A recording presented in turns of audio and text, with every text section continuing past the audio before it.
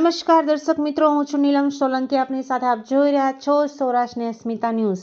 એક નજર કરીએ આજના મુખ્ય સમાચાર પર. કંપનીના કારસ્તાન, ખેડૂત થાય પાયમાલ, કોણ સાંભળે વાત, આજ અધિકારીઓની ગોલમાલ. દેવભૂમિ દ્વારકા જિલ્લાના કલ્યાણપુર તાલુકાના ગઢકા ગામની સરકારી જમીનમાં પાવરિકા કંપની દ્વારા પવનચક્કીના પુરાણકામ અર્થ મોરમ અંદાજે હજારો ટન ખોદી કંપની દ્વારા પોતાના કામમાં લઈ ગયેલ છે, જેની જાણ એક જાગૃત નાગરિક દેવરખીભાઈ પોપલિયા દ્વારા ખનીજ ખાણના અધિકારીઓને જાણ કરાતા અધિકારીઓ દ્વારા રેડ પાડવામાં આવેલ, જેમાં એક ડમ્પર અને એક હિટાચી સીઝ કરવામાં આવ્યું છે.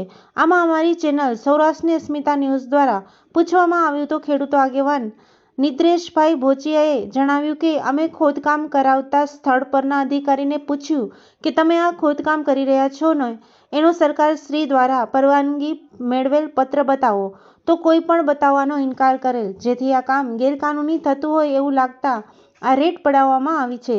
અને વિશેષ કે સામાન્ય ખેડૂતે ગાડું ભરે ત્યાં તાલુકાના ખનીજ અધિકારી તથા જિલ્લા કક્ષાએ અધિકારીઓને ખબર પડી જતી હોય છે અને દંડો તગડા ફટકારી રહ્યા હોય છે.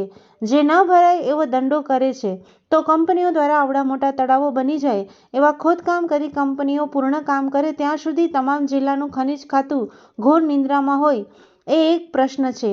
આ તમામ પ્રકારની ગેરપ્રવૃત્તિઓને સ્થળ ઉપર જઈને તપાસી યોગ્ય કાયદેસરની કાર્યવાહી કરવામાં આવે એવી જાગૃત નાગરિક દેવરખીભાઈ પોપલિયા તથા ખેડૂત આગેવાન નિદ્રેશભાઈ ભોચિયાની સરકારશ્રીને ખૂબ ઝીણવટભરી તપાસ કરવાની માંગ છે અને કાયદાની જોગવાઈ પ્રમાણે જ પગલાં ભરવામાં આવે આવી સરકારશ્રીને નમ્ર અરજ છે.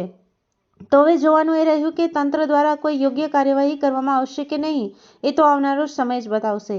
રિપોર્ટ વનરાજસિંહ જાડેજા દ્વારા. આવું છું અને આપને પૂછું છું, આપનો ટૂંકમાં પરિચય બતાવો અને કયા કારણસર આજ તમે અમને જે આમંત્રણ આપ્યું છે કે ભાઈ આ રીતે ગેરપ્રવૃત્તિ થાય છે, કયું ગામની સીમમાં ગેરપ્રવૃત્તિ થાય છે અને શા કારણે થાય છે એ જણાવો. મારું નામ નિદ્રેશભાઈ ભોચિયા. સૌરાષ્ટ્રની અસ્મિતા ચેનલને ધન્યવાદ આપવા માટે માગું છું કે જ્યાં ખેડૂતો અને કંપનીનો વિષય હોય ને કંપનીના વિષય ઉપર મીડિયા સીધી રીતના કદાચ ઇન્ગોર કરતી હોય, પણ સૌરાષ્ટ્રની અસ્મિતા આજે સ્થળ ઉપર આવી છે કે કંપની વિરુદ્ધ હોય કે ખેડૂતનો વિષય હોય ત્યાં લેવી જ પડે વસ્તુ. એ પ્રકારે સૌરાષ્ટ્રની અસ્મિતાનું પહેલાં તો ખૂબ ખૂબ ધન્યવાદ. આજે આ ગઢકા ગામમાં જે પવનચક્કીના કામ અર્થે પાવરિકા કંપની જે છે એના રસ્તાઓ ભરવા માટે ગેરકાયદેસર રીતે કદાચને પ્રવૃત્તિ કરતી હોય એવું અમને ધ્યાનમાં આવતા અમે ભૂસ્તર શાસ્ત્રીને ફોન કરી અને એની એક્શન લીધી. તો એનું એક હિટાચી સીલ કરેલ છે અને એક ડમ્પર સીલ કરેલ છે. ત્યારે અમારી એક માંગણી એવી છે કે કદાચને ડમ્પરવાળો તો એની રોજીરોટી કરતો હોય, આ બધો જે કંઈ મામલો છે ડમ્પરવાળા ઉપર ન ઠલવવામાં આવે અને અહીં માપણી કરવામાં આવે. હજારો મેટ્રિક ટન અહીંથી માલ ઉપડેલો છે, એમાંથી કેટલો માલ ગેરકાયદેસર રીતે ઉપડેલો છે એની તપાસ કરી અને એનો સીધો જ દંડ કંપની ઉપર ફટકારવામાં આવે. તમને શંકા કેમ પડી કે આ ગેરકાયદેસર છે? અમને અહીંના સ્થાનિક લોકોનો જાણ હતી. સ્થાનિક લોકોએ મને એમની ડોક્યુમેન્ટ માંગ્યા હતા એના?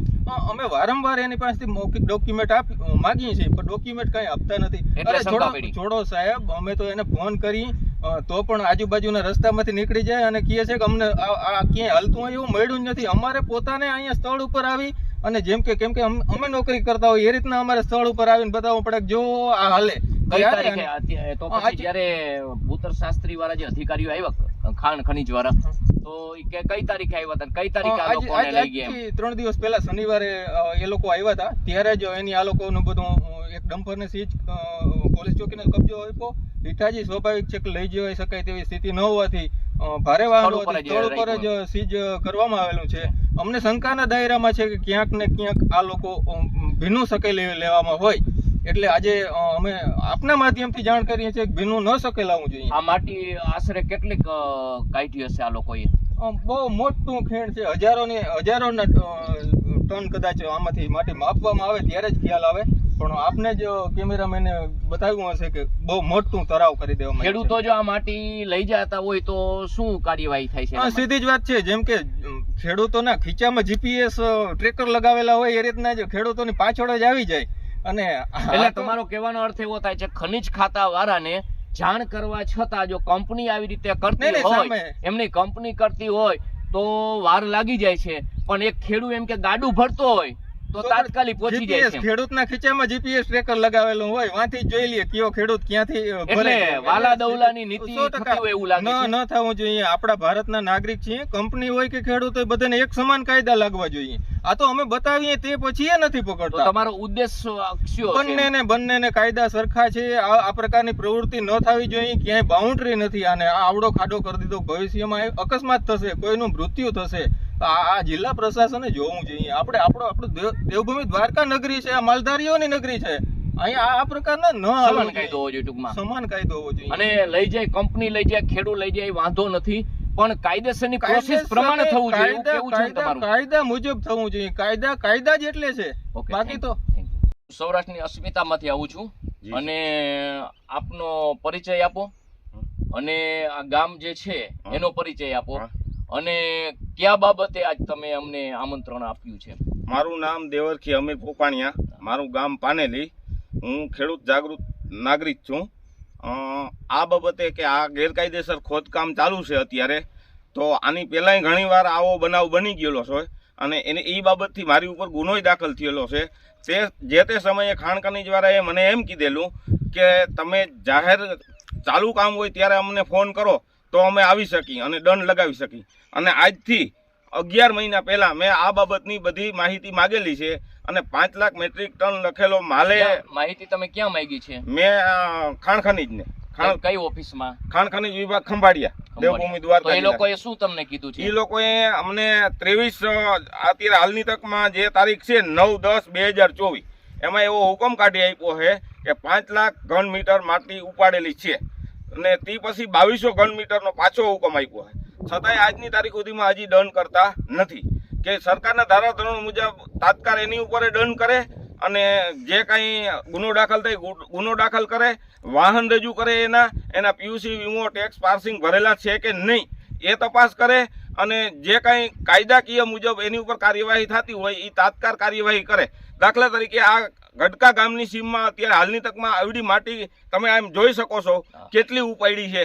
તો આનોય દંડ તાત્કાળ કરે, તાત્કાળ ગુનો દાખલ કરે અને આની ઉપર કાયદેસરની કાર્યવાહી થવી જોઈએ. કે અમે જાગૃત ખેડૂત છીએ અને અમે એક પણ ટ્રેક્ટર ભરીને જતા હોય આવતા રસ્તામાં ખેડૂત માટે માટી લઈને, તો એ લોકો સીધા ન્યા જ અમારી ઉપર દંડ કરી અને સીધો ન્યા ગુનો દાખલ કરે.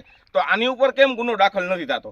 અને હજી હું એવી કાયદાકીય પ્રવૃત્તિ બધા પ્રત્યે સમાન હોવી જોઈએ. બધા તે સમાન હોવી જોઈએ. ખેડૂતને કાયદો લાગુ પડવો જોઈએ, કંપનીને કાયદો લાગુ પડવો જોઈએ. મારી ઉપર ગુનો દાખલ થયો ત્યારે હું 3 મહિના હદપાર મને રાખ્યો હતો. આ બાબતની મેટલમાં જ હું એની આગળ ચર્ચા વિચારણા કરવા ગયો હતો કે ખેડૂતને અમને એક ટ્રેક્ટર ભરવા નથી આપતા, છતાંય તમે કેમ હારો છો, તમારી આગળ મંજૂરી છે? તો એને એમ કીધું કે અમારી આગળ બધી મંજૂરી છે. કારણ કે રાજકીય વર્ગના માણસ હોય એટલે અમે ખેડૂત તો બીજું શું બોલી શકી.